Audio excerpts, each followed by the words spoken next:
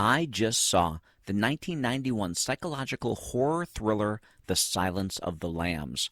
Directed by Jonathan Demme and written by Ted Talley based on the novel of the same name by Thomas Harris, The Silence of the Lambs stars Jodie Foster as FBI cadet Clarice Starling, put on a trail of serial killer Buffalo Bill who skins his female victims after murdering them. What's that? Another ho-hum serial killer movie?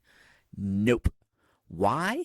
Because Starling goes about finding Buffalo Bill with the help of incarcerated, cannibalistic serial killer and former psychiatrist Hannibal Lecter, played by Anthony Hopkins, who turns out to be one of the most fiendishly, diabolical, and completely awesome characters ever put on celluloid.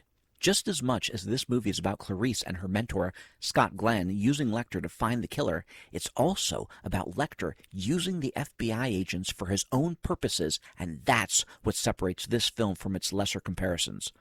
While the first thing Scott Glenn's FBI agent Jack Crawford tells Starling is to not say a word about herself to Lecter, the way Hannibal the Cannibal is able to make her open up so he can dive into her psyche is masterful. As of this recording, Silence of the Lambs is still the only horror movie ever to win Best Picture at the Oscars. And while I don't have much good to say about the Academy Awards, back then they were at least a little more of a true gauge of great movies. And this movie deserved the 5 awards it took, including Best Picture, Director for Demme, Actress for Jodie Foster, and especially Best Actor for Anthony Hopkins. You will watch mesmerized every second of every scene he is in, with most of them being between he and Foster. And while I'm hyping that up plenty, deservedly so, the mystery of catching the serial killer, played by Ted Levine, who also portrays a very unique persona, is done quite well too. It'll have you guessing in more ways than one.